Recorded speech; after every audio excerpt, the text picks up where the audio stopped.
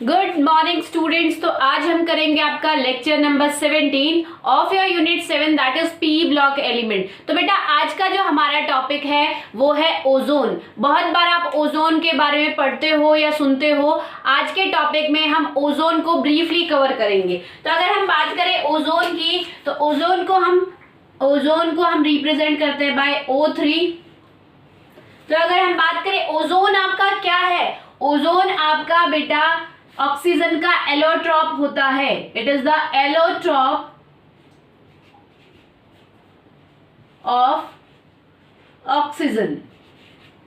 Oxygen के दो allotrope होते हैं, what is dioxygen and second is O3। ठीक है, तो आपका पहला है O2 एंड O3। ठीक है, ये आपके दो एलोट्रॉप्स होते हैं। अब अगर बात की जाए बेटा सी लेवल पे, अगर आप सी लेवल पे अपने या हम कहें कि आप अपने आसपास क्या देखते हो, आप डाइऑक्सीजन देखते हो, ऑक्सीजन गैस देखते हो।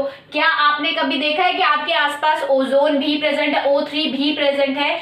क्यों नहीं है? ऐसा क्यों है कि सिर्फ आपकी डाइऑक्सीजन ही प्रेजेंट है, ओजोन क्यों प्रेजेंट नहीं है? क्योंकि बेटा ओजोन जो है सी लेवल पे अनस्टेबल होता है। O3 is unstable at sea level. Sea level का मतलब क्या होता है? ऐसा नहीं है कि वो एरिया जो सी के पास है, नहीं, गलत है। सी लेवल मींस कि आपका जो अर्थ क्रस्ट का जो लेवल है वो सी के लेवल में कंपेयर किया गया है, कंपेंसेट करके हम बोलते हैं। अर्थ क्रस्ट के लेवल को ही हम सी लेवल बोलते हैं। ठीक है बेटा, तो अर्थ क्रस्ट के लेवल पे O3 जो होता है, ओजोन जो होता है, हाईली अनस्टेबल होता है। क्यों अनस्टेबल होता है? क्योंकि अर्थ क्रस्ट पे आपका प्रेशर कितना होता है? 1 atm। और जैसे जैसे आप ऊपर जाते हो आपका क्या हो रहा है? ऊपर जाते टाइम प्रेशर डिक्रीज हो रहा है। तो जहां प्रेशर कम होता है वहां पे आपकी ओजोन जो है प्रेजेंट होता है, और जहां प्रेशर ज्यादा होता है वहां आपका ओजोन जो है ब्रेक हो जाता है, अनस्टेबल रहता है। ठीक है, अब अगर हम बात करें ऑक्सीजन की, डाइऑक्सीजन की या ऑक्सीजन गैस की, तो आपको पता है ऑक्सीजन प्रॉपर डबल बॉन्ड बना के अपना एक स्टेबल फॉर्म रखता है। बट अगर हम ओजोन देखें तो ओजोन में आपके 3 ऑक्सीजन होते हैं। तो पहले तो यही हो गया है कि 3 ऑक्सीजन है, तो 3 ऑक्सीजन का कॉम्बिनेशन वैसे ही अनस्टेबल होता है। ठीक है, तो अगर हम इसकी बॉन्डिंग देखें तो यहाँ पे देखो सेंट्रल एटम की अगर हम बात करें, ऐसे ले लो,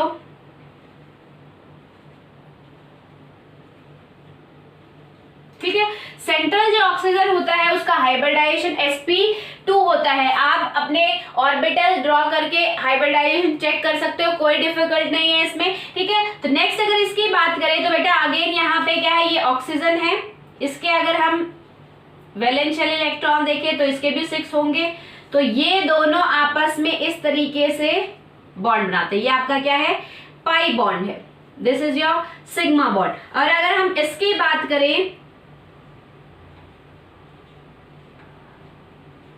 ठीक है बेटा, तो देखो यहाँ पे आपका क्या है, इस ऑक्सीजन के वैलेंस शेल में 6 इलेक्ट्रॉन है, ये 2 इससे शेयर कर रहा है, 8 इलेक्ट्रॉन हो गए। इसकी अगर बात करें हम सेंट्रल एटम की, तो सेंट्रल एटम क्या करता है, इसके पास 6 है। ठीक है, तो 2 इसके लोन पेयर प्रेजेंट है, 2 आपके ये शेयरिंग में कर रहा है, और ये जो 2 है जो आपके और 2 लोन पेयर रहते हैं, वो लोन पेयर ये इस थर्ड वाले को डोनेट करता है। इसीलिए ये बॉन्ड आपका कैसा होता है? Coordinate bond. आपको पता है कोऑर्डिनेट बॉन्ड क्या होता है? जहां आपकी लोन पेयर डोनेशन हो। ठीक है, लोन पेयर की डोनेशन ही कोऑर्डिनेट बॉन्ड बनाती है। ठीक है, तो यहाँ पे देखो ये कुछ नहीं कर रहा, सिर्फ सेंट्रल एटम ही इसको 2 लोन पेयर ऑफ इलेक्ट्रॉन दे रहा है, 2 लोन पेयर दे रहा है। ठीक है, तो इसके 8 हो गए, 1 2 3 4 5 6 इसके वैलेंस, और 2 इससे 8 हो गए।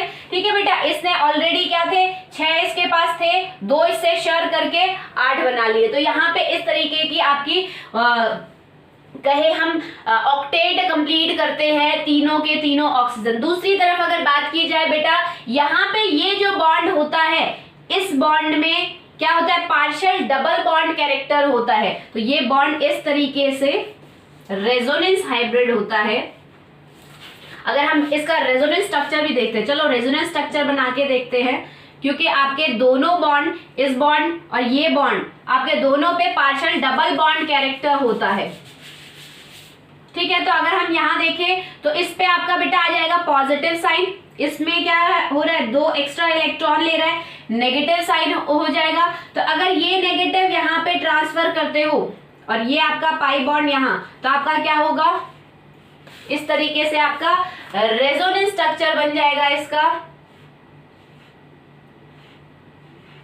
ठीक है, अब क्या हो गया, यहाँ पे आपका क्या आ गया बेटा, आपका नेगेटिव साइन और यहाँ पे आपका अगेन फिर से पॉजिटिव साइन। तो फिर से सेम वही होगा, ये जो पाई बॉन्ड है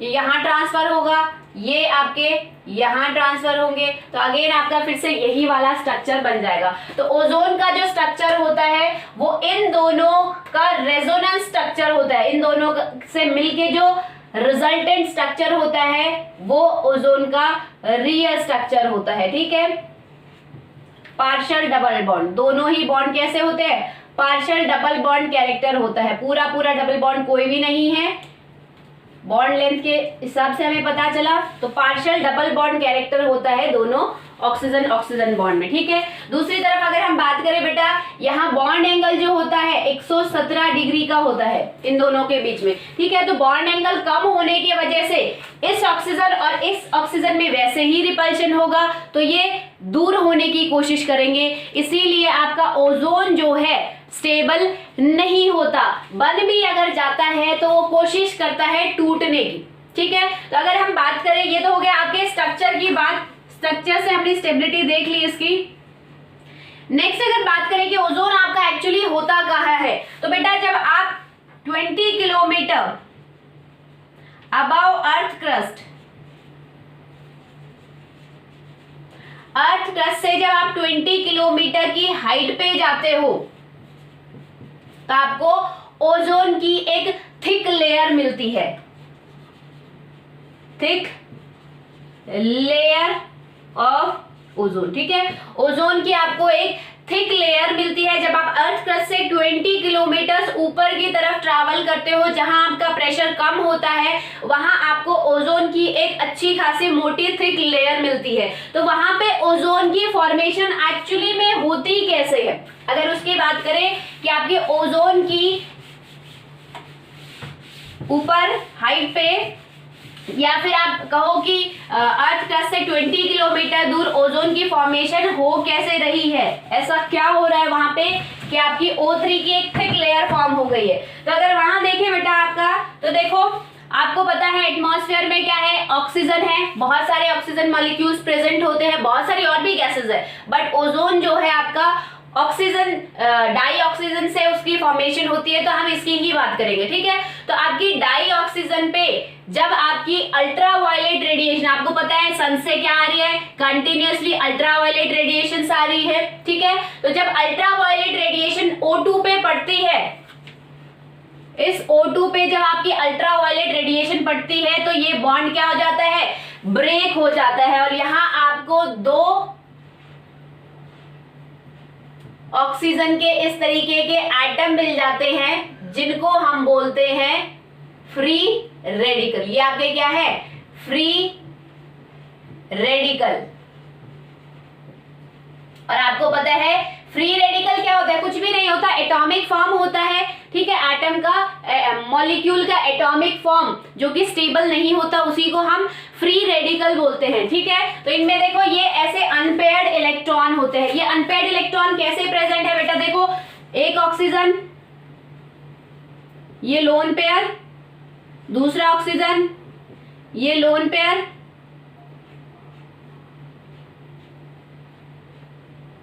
ठीक है, तो इनमें जो बॉन्ड होता है वो ब्रेक हो जाता है। तो ये जो लोन पेयर है आपके, सॉरी ये जो इलेक्ट्रॉन है ये आपके अनपेयर्ड प्रेजेंट होते हैं। एक मान लो py में है, दूसरा pz में, दूसरे के py और pz में है, इसलिए हमने दूर दूर लिखा है, इनको पेयर अप करके नहीं लिखा। ठीक है, तो ये आपके अनपेयर्ड इलेक्ट्रॉन होते हैं। यहाँ पे आपकी जब ऑक्सीजन पे अल्ट्रा वायलेट रेडिएशन पड़ती है तो फ्री रेडिकल की फॉर्मेशन होती है, and they are highly unstable. ये जो आपके फ्री रेडिकल होते हैं हाईली अनस्टेबल होते हैं एंड हाईली रिएक्टिव होते हैं, हाईली रिएक्टिव होते हैं। ठीक है बेटा, तो आपके ये क्या होते हैं, हाईली रिएक्टिव और हाईली अनस्टेबल होते हैं। तो जैसे ही इनको और ऑक्सीजन मॉलिक्यूल मिलते हैं, और भी बहुत सारे, ये तो एक मॉलिक्यूल की बात हुई, एक O2 मॉलिक्यूल पे यूवी रेडिएशंस का क्या इंपैक्ट पड़ेगा। ठीक है, अब और जो ऑक्सीजन मॉलिक्यूल है वो भी प्रेजेंट है आपके एटमॉस्फेयर में। तो जैसे ही ये दूसरे O2 मॉलिक्यूल के कांटेक्ट में आते हैं ये फ्री रेडिकल, आपका क्या होता है, O3 की फॉर्मेशन होती है। और O3 आपका क्या कहलाता है, ओजोन कहलाता है। ठीक है बेटा, तो ओजोन फॉर्मेशन ऐसे होती है। ठीक है, समझ में आ गया।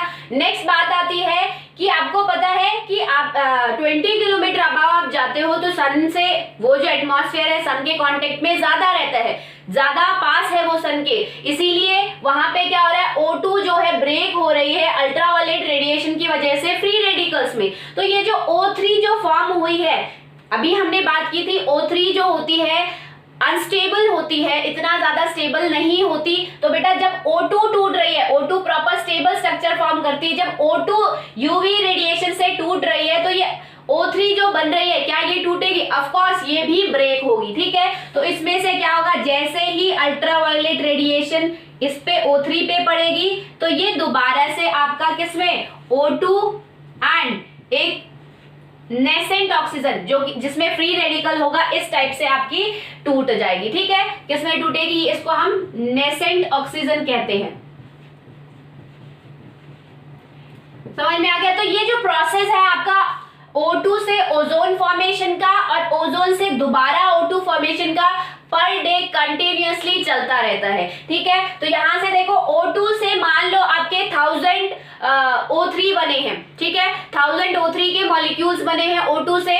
तो अगेन जब टूट रहे हैं तो हो सकता है उसमें से 100 टूट गए हो, 100 O3 टूट गए हो, रिमेनिंग आपका 800 बच गए हैं जो कि आपके लेयर के फॉर्म में डिपॉजिट होते जा रहे हैं। तो कंटिन्यूअसली पर डे, हर डे ये प्रोसेस आपका चलता जा रहा है और एक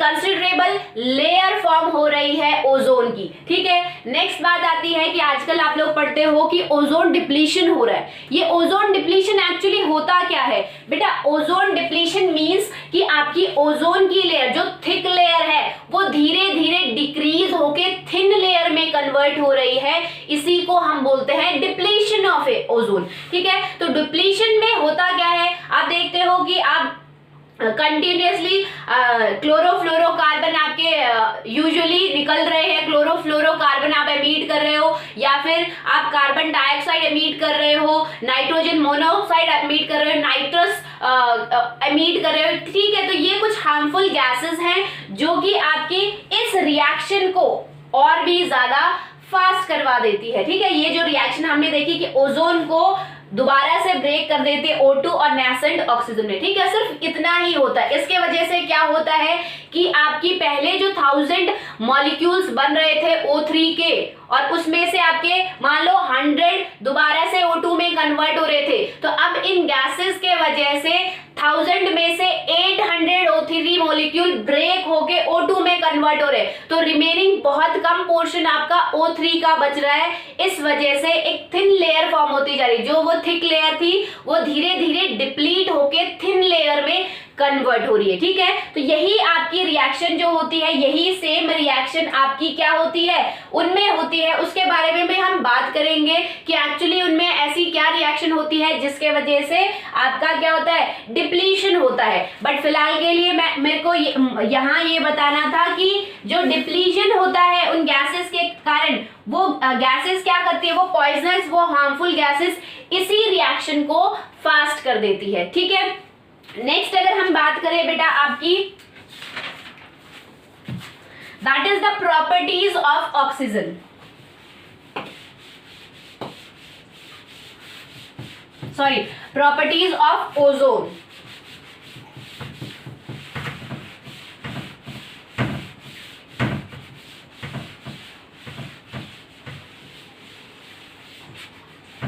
चलो प्रॉपर्टीज से पहले हम प्रिपरेशन पढ़ लेते हैं।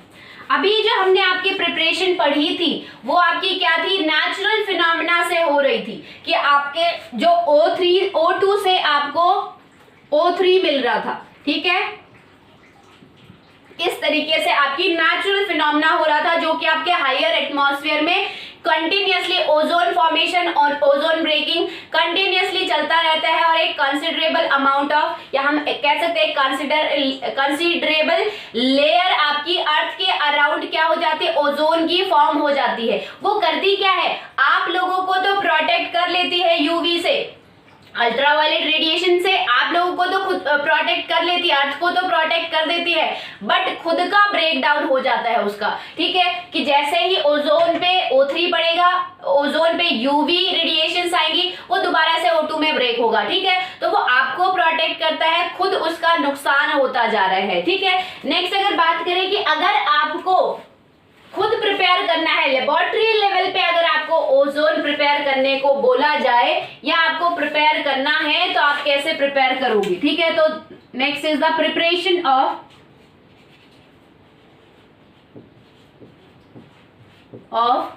ओजोन।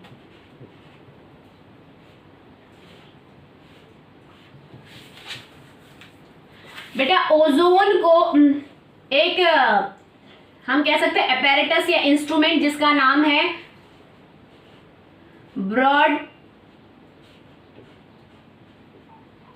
ब्रॉडजी ओजोनाइजर।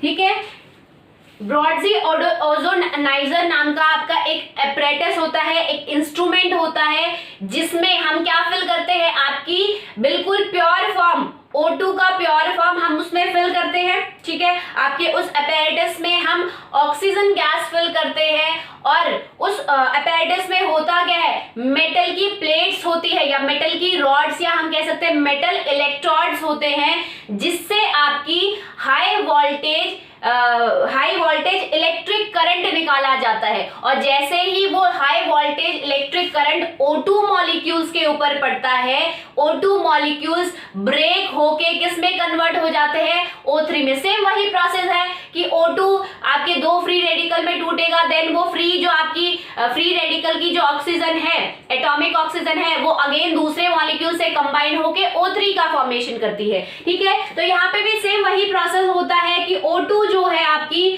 कन्वर्ट की जाती है O3 में। ठीक है बेटा, तो आपकी O2 जो है O3 में कन्वर्ट की जाती है बाय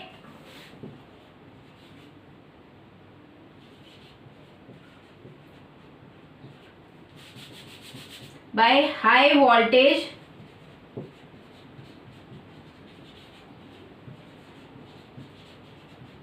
इलेक्ट्रिक डिस्चार्ज। अब बात आती है बेटा, जब आपने पहले भी पढ़ा होगा कि हम जहां हाई वोल्टेज अप्लाई कर रहे हैं, तो आपका क्या होगा, टेम्परेचर भी इंक्रीज होता है। अब अगर टेम्परेचर इंक्रीज हो जाता है, तो ये जो O3 फॉर्म हुआ है, ये फिर से ब्रेक हो जाएगा, क्योंकि हम आपकी ओजोन जो है स्मॉल लेवल पे प्रिपेयर कर रहे हैं। तो ये आपके लिए एक एफिशिएंट प्रोसेस नहीं है, ये एक इफेक्टिव प्रोसेस नहीं है कि जितने आपके बन रहे हैं उतने ही टूट रहे। तो इसको प्रिवेंट करने के लिए हमने यहाँ एक स्पेशल फीचर यूज किया, that is silent electric discharge. हमने एक ऐसे टाइप की वोल्टेज अप्लाई की है जो कि आपको वोल्टेज तो कंसिडरेबल अमाउंट में देगी, बट टेम्परेचर इंक्रीज नहीं होने देगी। इसीलिए क्या डाला, आपकी साइलेंट इलेक्ट्रिक डिस्चार्ज जनरेट होती है इनसे। ये जो आपकी मेटल प्लेट है, ये इलेक्ट्रिक डिस्चार्ज तो जनरेट करती है, इलेक्ट्रिक करंट तो जनरेट करती है, बट ये इलेक्ट्रिक करंट कैसा होता है, साइलेंट होता है, ये टेम्परेचर को इंक्रीज नहीं होने देता। ठीक है बेटा, तो टेम्परेचर इंक्रीज नहीं होगा तो ऑटोमेटिकली आपकी जो O2 थी वो ऑटोमेटिकली O3 में कन्वर्ट हो रही है, और O3 फिर से ब्रेक नहीं होगी, किसमें, O2 में। ठीक है, दूसरी बात ये आती है कि बेटा ये जो है आपका, ये जो फिनोमेना है, इसमें सिर्फ आपकी 10% यील्ड होती है। ठीक है। इस प्रोसेस में आपकी सिर्फ और सिर्फ 10% यील्ड होती है, यानी कि आप जितनी मेहनत कर रहे हो यहाँ ऑक्सीजन से O3 बनाने के लिए सिर्फ आपको ना के बराबर यहाँ पे ओजोन की यील्ड मिलती है। तो अगर आपको ओजोन की यील्ड इंक्रीज करनी है तो हम ओजोनाइजर की जो बैटरीज है उनको इंक्रीज कर देते हैं। ज्यादा बैटरीज लगा दो तो क्या होगा, ज्यादा वोल्टेज प्रोड्यूस करेगा, ज्यादा साइलेंट इलेक्ट्रिक डिस्चार्ज होगा, ज्यादा मॉलिक्यूल्स आपके ओजोन बनाएंगे और ऑटोमेटिकली आपकी ओजोन की जो यील्ड होगी वो इंक्रीज होगी। ठीक है, तो to increase the O3 yield, ozonizer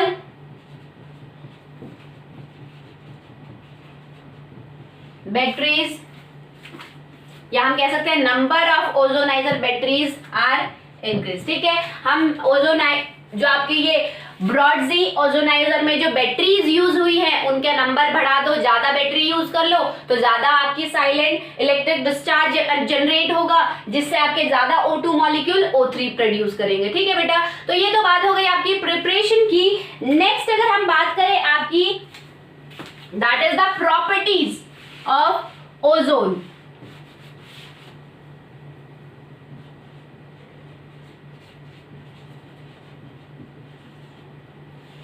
properties of ozone देखो, तो अगर हम प्रॉपर्टीज की बात करें तो सबसे पहले आपकी प्रॉपर्टी है ओजोन इज या O3 इज थर्मोडायनेमिकली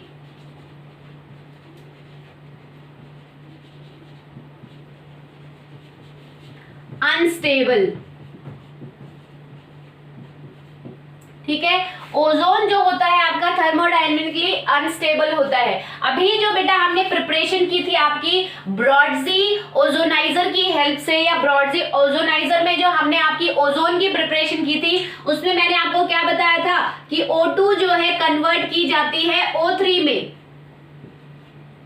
ठीक है, थ्रू साइलेंट इलेक्ट्रिक डिस्चार्ज। हम आपकी साइलेंट इलेक्ट्रिक डिस्चार्ज हम मेटल प्लेट्स के थ्रू हम क्या दे रहे हैं, आपके electric current, high voltage electric current supply कर रहे हैं, जिससे आपके O2 मॉलिक्यूल्स डिसोसिएट होके O3 की फॉर्मेशन कर रहे हैं। दैट मीन्स हम यहाँ पे कह सकते हैं कि आप क्या कर रहे हो, ये ओजोन फॉर्मेशन का जो मेथड है कैसा है आपका, एंडोथर्मिक है।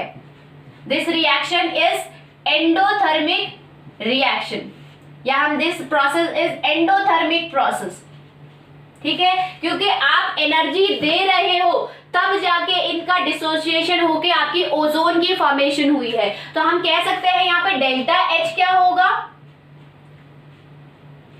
डेल्टा H आपका क्या होगा, एंडोथर्मिक प्रोसेस के लिए डेल्टा H आपका क्या होता है, पॉजिटिव होता है। जहां आपकी एनर्जी आपको देनी पड़ रही हो रिएक्शन करवाने के लिए, वहां डेल्टा H की वैल्यू हमेशा पॉजिटिव होती है, और जहां आपकी एनर्जी इवॉल्व आउट हो रही हो वहां आपकी डेल्टा H की वैल्यू हमेशा नेगेटिव, यानी कि लॉस ऑफ एनर्जी हो रहा है जिस प्रोसेस में या जिस रिएक्शन में, वहां डेल्टा H की वैल्यू नेगेटिव होती है। ठीक है, तो दैट मीन्स आपकी क्या होगी, इस प्रोसेस में डेल्टा H वैल्यू पॉजिटिव होगी, और पॉजिटिव कितनी होती है, पॉजिटिव 142 किलो जूल पर मोल।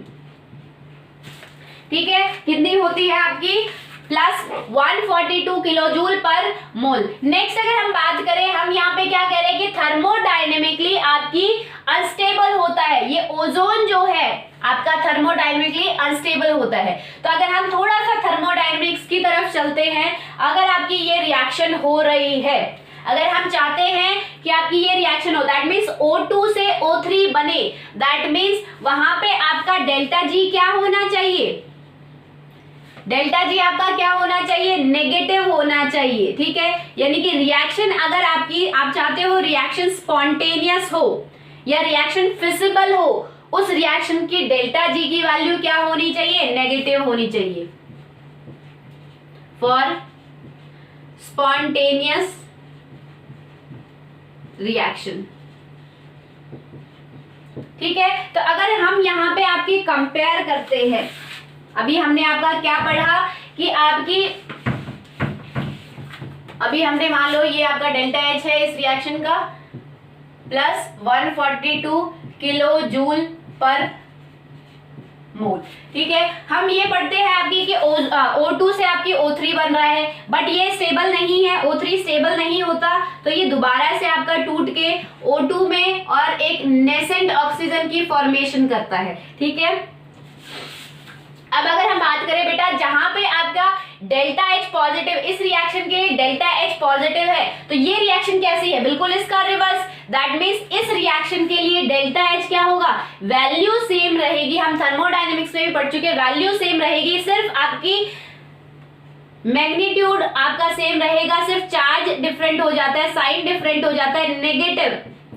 और जहां आपका डेल्टा H नेगेटिव हो, दैट मीन्स आपकी रिएक्शन कैसी है, एक्सोथर्मिक रिएक्शन। ठीक है, और वैसे भी बेटा अगर मान लो जैसे आपका O3 क्या था, आपने एनर्जी यहां से दी, ठीक है, आपका अनस्टेबल कंपाउंड बन गया।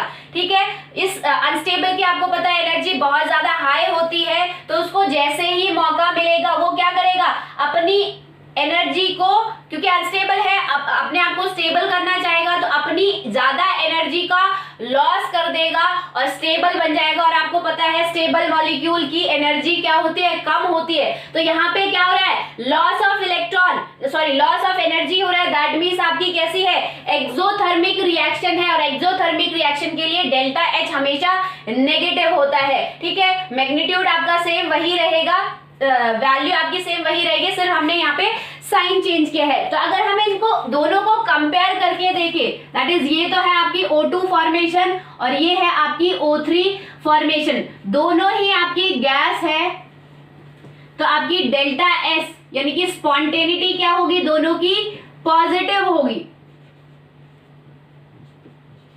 ठीक है, स्पॉन्टेनिटी मतलब अगर आप एक कंटेनर में दोनों गैस रख देते हो तो दोनों ऑटोमेटिकली स्पॉन्टेनियसली खुद मिक्स हो जाएगी, तो स्पॉन्टेनिटी इन दोनों की पॉजिटिव होगी। नेक्स्ट अगर हम बात करें यहाँ पे मान लो टेम्परेचर रूम आप 298 केल्विन ले लो, 298 केल्विन रूम टेम्परेचर पे हम कर रहे हैं। डेल्टा H की वैल्यू क्या है आपकी, यहाँ पे नेगेटिव है, नेगेटिव 142 किलो जूल पर मोल है। ठीक है, यूनिट नहीं लिख रही हूँ, वैसे ही बता देती हूँ। डेल्टा H की वैल्यू यहाँ पे क्या है, प्लस 142।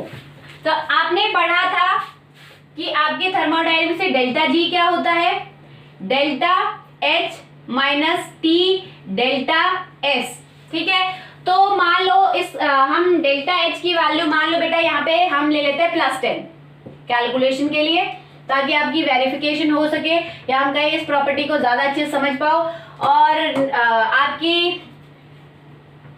कैलकुलेशन सिंपल करने के लिए मान लो हमने टेम्परेचर ले लिया आपका 300 केल्विन। ठीक है, तो यहाँ पे अगर हम वैल्यू पुट करते हैं तो डेल्टा G आपका क्या होगा, डेल्टा H क्या है, -142 माइनस 300 मल्टीप्लाई बाय 10 कितना हो जाएगा, -142 माइनस 3000 और ये आपका क्या होगा 2413 माइनस। ठीक है, तो आपकी डेल्टा G की वैल्यू क्या आई है, ये आई है। ठीक है, अगर हम ओजोन फॉर्मेशन की यानी कि इस रिएक्शन की डेल्टा G निकाले तो आपका क्या होगा, सेम आप डेल्टा H क्या है आपका +142 माइनस 300 मल्टीप्लाई बाय 10, तो आपका क्या होगा 142 माइनस 3000 और यहां से आपकी वैल्यू आएगी 8 और 5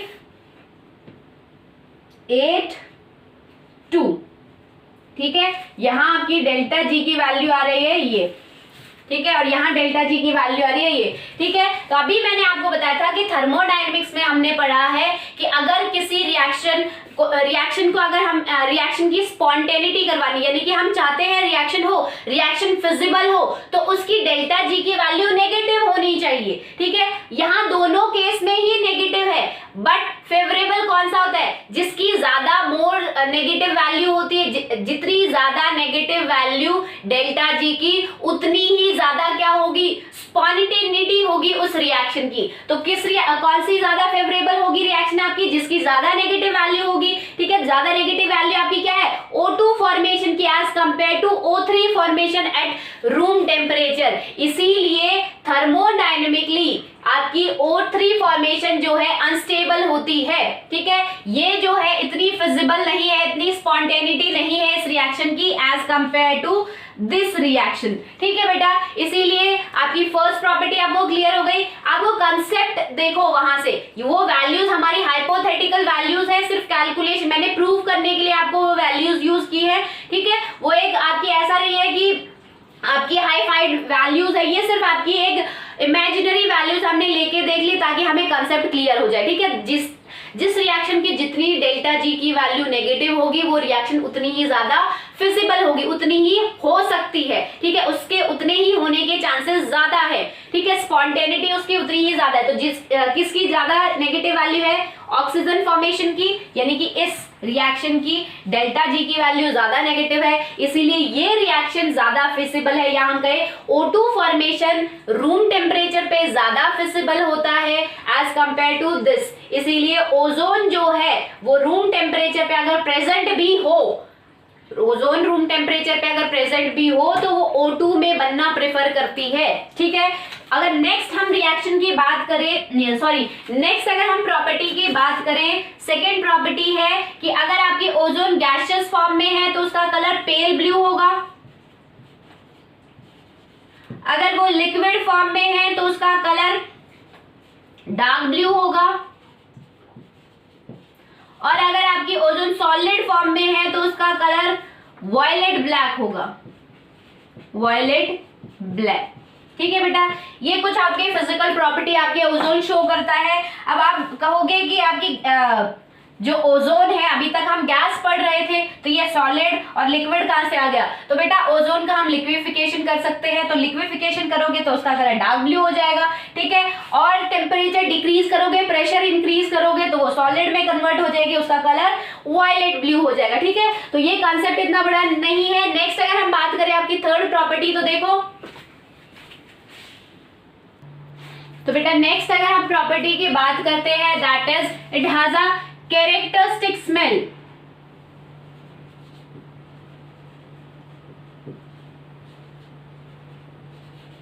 इसकी खुद की एक कैरेक्टरिस्टिक स्मेल होती है, जैसे हर एक इंसान की अलग स्मेल होती है, हर एक इंसान अलग स्मेल करता है, ठीक है। पसीने की स्मेल नहीं, उसको छोड़ के बॉडी स्मेल हर एक की अलग स्मेल होती है, ठीक है। वैसे ही उसको आप बता नहीं सकते कंपेयर करके ऐसी ऐसी सी स्मेल आ रही है, ठीक है। तो ऐसे ही ओजोन जो होता है उसकी भी अपनी ही कैरेक्टरिस्टिक स्मेल है, उसको हम दूसरों से कंपेयर नहीं कर सकते या बताने को कि भाई आपकी रोटन एग, सड़े हुए अंडे जैसी स्मेल है या फिर थोड़ी सी स्वीट स्मेल है, ऐसा नहीं है। इसकी खुद की ही एक कैरेक्टरिस्टिक स्मेल है, वो कैसी है नहीं पता, ठीक है, बट इसकी एक कैरेक्टरिस्टिक स्मेल है, इतना याद रखो, ठीक है। नेक्स्ट अगर बात करें, अगर इसकी लो कंसंट्रेशन प्रेजेंट होती है, low concentration of O2 is harmless. आपकी अगर लो कंसंट्रेशन प्रेजेंट है इस गैस की, ओजोन की लो कंसंट्रेशन प्रेजेंट है तो वो हार्मलेस है, बट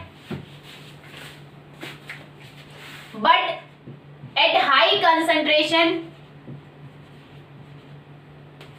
और we can say it as और more than 100 part per million, यानी कि अगर कंसंट्रेशन आपकी हाई हो या फिर 100 पार्ट पर मिलियन से ज्यादा वैल्यू हो इसकी कंसंट्रेशन की, तो ये क्या होगा, इट कॉज, ये आपके लिए हार्मफुल हो जाएगी, it become harmful and cause, it become harmful and cause न्यूसिया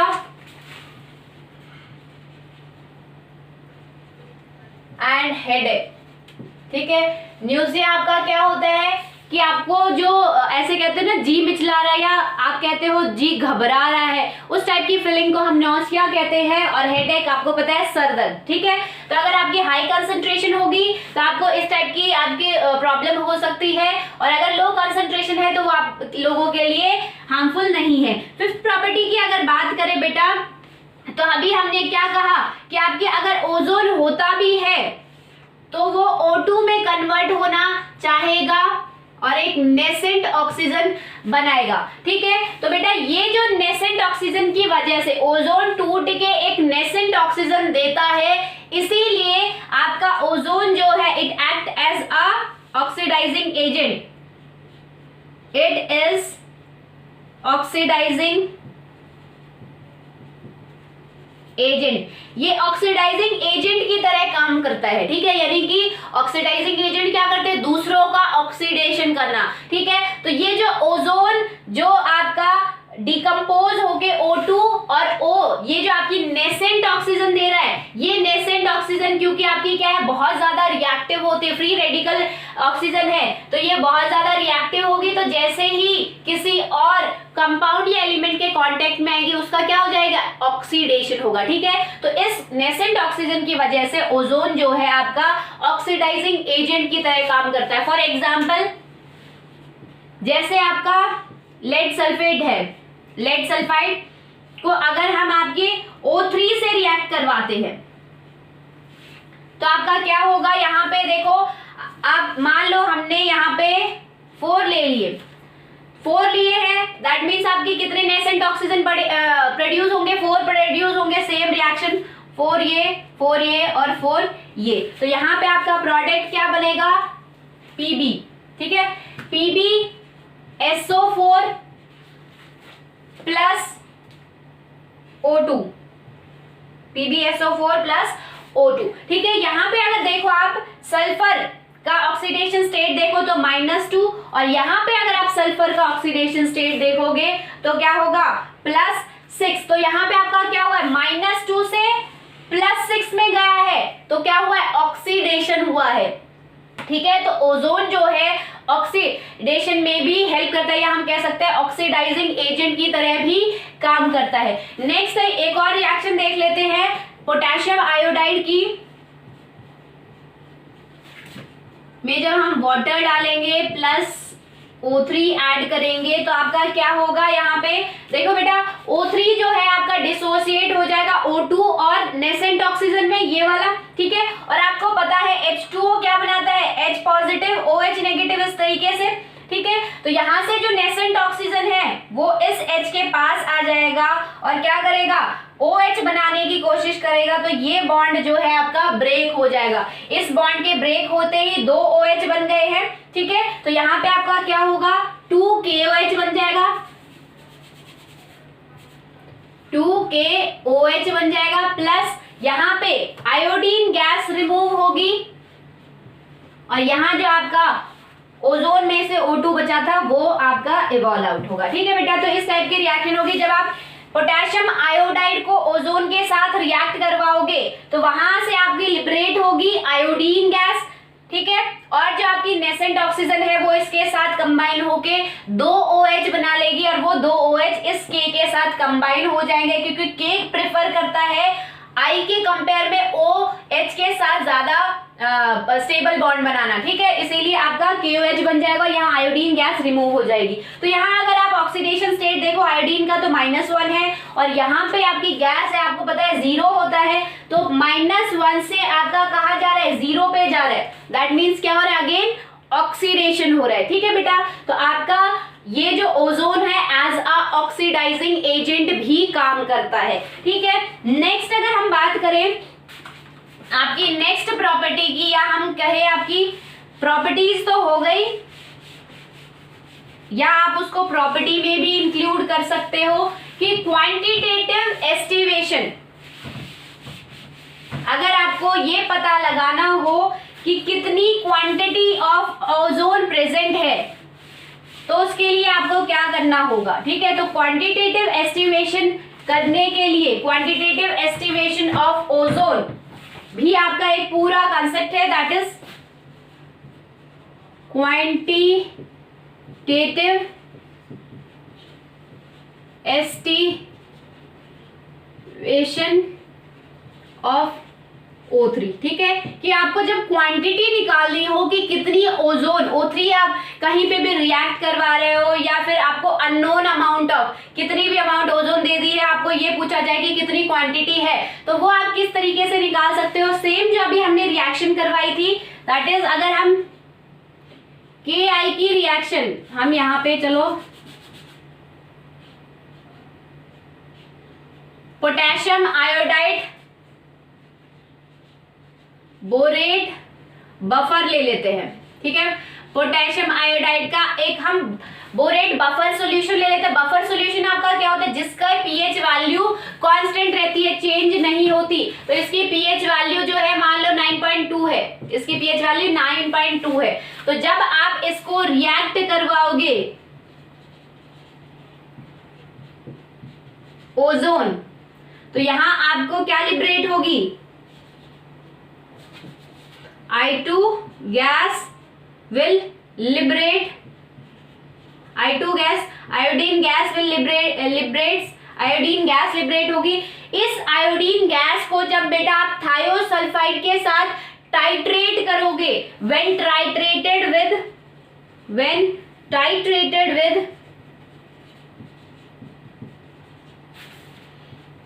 thiosulphate,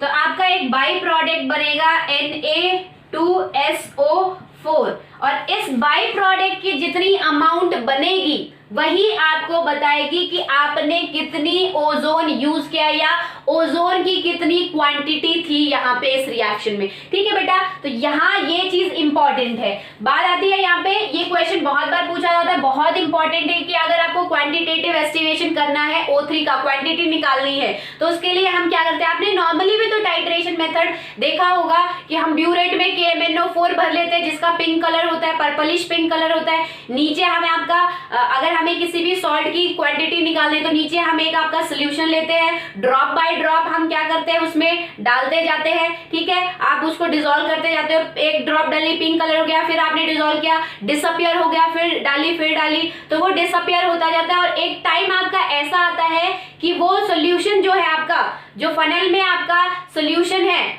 flask में जो आपका सोल्यूशन है वो पिंक कलर का हो जाता है। तो वहां आप सॉल्ट की अमाउंट कैसे निकालोगे, जितना KMnO4 आपका यूज हुआ है उस पिंक कलर को लाने में, वही आपको बताएगा कितना अमाउंट ऑफ सॉल्ट सॉल्यूशन वहां था, ठीक है। तो सेम आपका यही है कि यहाँ पे हम टाइट्रेशन करते हैं किसकी, आयोडीन गैस की और सोडियम थायोसल्फेट की, ठीक है। वहां से जितना अमाउंट आपका Na2SO4 बनेगा, यानी कि उतनी ही अमाउंट आपने यहाँ पे ओजोन की यूज की है, ठीक है बेटा। तो ये भी आपकी एक इंपॉर्टेंट रिएक्शन है जिसको आप लोगों को ध्यान में रखना है।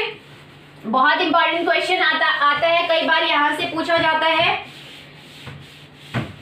नेक्स्ट अगर हम चले आपकी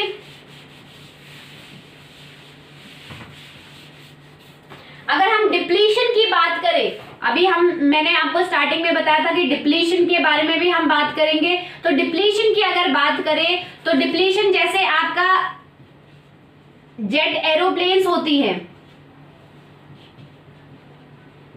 यस, इनको हम सुपरसोनिक भी कहते हैं। जेट एरोप्लेन आप लोगों को पता है बहुत ज्यादा ऊपर हाइट पे उड़ती है, ठीक है, अर्थ क्रस्ट से बहुत ज्यादा हाइट पे, हाई एटमॉस्फेयर में उड़ती है।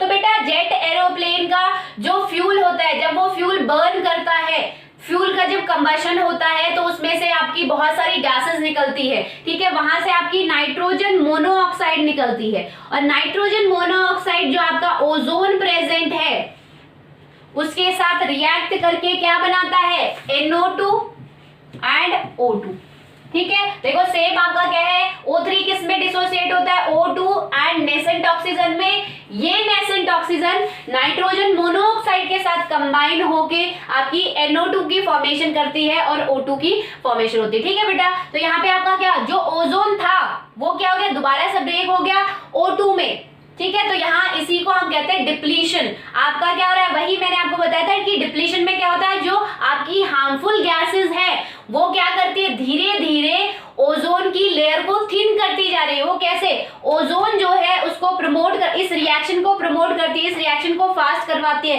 कि ओजोन आपका टूट जाए किसमें, O2 में। ठीक है, नेक्स्ट चाहे आपके यहाँ कार्बन डाइऑक्साइड हो, कार्बन मोनोऑक्साइड हो, वो भी O3 के साथ रिएक्ट करके एक पर्टिकुलर गैस बनाती है और O2 की साइड प्रोडक्ट आपकी फॉर्मेशन होती है। नेक्स्ट अगर बात करें, आपने फ्रीऑन्स सुने होंगे, नहीं सुने तो ऑर्गेनिक केमिस्ट्री में हम आगे आपके पढ़ेंगे। फ्रीऑन का एक एग्जांपल याद रखो, CFC क्लोरोफ्लोरोकार्बन, जो कि आप लोगों के रेफ्रिजरेटर से या AC से निकलते हैं। ये क्या होते हैं, कूलिंग प्रोवाइड करते हैं। ठीक है, तो जो आपके CFC क्लोरोफ्लोरोकार्बन जो रेफ्रिजरेटर AC से निकलते हैं, ये भी आपकी ओजोन डिप्लीशन करते हैं। ठीक है, नेक्स्ट अगर बात करें आपकी यूजेस की, तो अभी हमने देखा था ये एक्ट करता है एज ऑक्सीडाइजिंग एजेंट की तरह एक्ट करता है। दूसरा अगर यूज देखें तो ये कुछ ऑक्सीडाइजिंग एजेंट की फॉर्मेशन में भी हेल्प करता है, that is the for production of, कुछ आपके ऐसे ऑक्सीडाइजिंग एजेंट है जिनकी प्रोडक्शन में ये आपका इंपॉर्टेंट रोल प्ले करता है। जो आपके KNO4 है एक अच्छा ऑक्सीडाइजिंग एजेंट है, तो उसकी प्रोडक्शन में भी ओजोन का यूज होता है। नेक्स्ट अगर बात करें बेटा कि अभी हमने देखा था O3 जो है आपका डिसोसिएट हो जाता है O2 और एक नेसेंट ऑक्सीजन बनाता है। ये जो नेसेंट ऑक्सीजन है ये ब्लीचिंग एक्शन होता है इसका,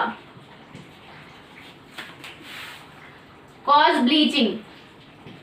ठीक है, ये नेसेंट ऑक्सीजन ब्लीचिंग करती है, यानी कि जो कलर्ड सब्सटेंस है उसका डीकलरेशन करते हैं। ब्लीचिंग आप पढ़ते हो, फेस पे ब्लीच लगाते हो, डार्क कलर हो जाता है, तब आप ब्लीच यूज करते हो, तो क्या होता है आपके जो डार्क कॉम्प्लेक्शन है उसका डीकलरेशन हो जाता है, लाइट कॉम्प्लेक्स बन जाता है। ठीक है, तो ब्लीचिंग जो है किस वजह से होता है आप देखोगे तो ब्लीचिंग जो है O3 ब्लीचिंग आ रहे हैं आपके, ब्लीचिंग क्रीम्स आ रही है O3 की, तो वहां पे यही होता है कि O3 जो है उसमें जो डिकम्पोज होके नेसेंट ऑक्सीजन जो प्रेजेंट है वो ब्लीचिंग करती है, इसीलिए हम इसको O3 को एज अ ब्लीचिंग एजेंट भी यूज करते हैं।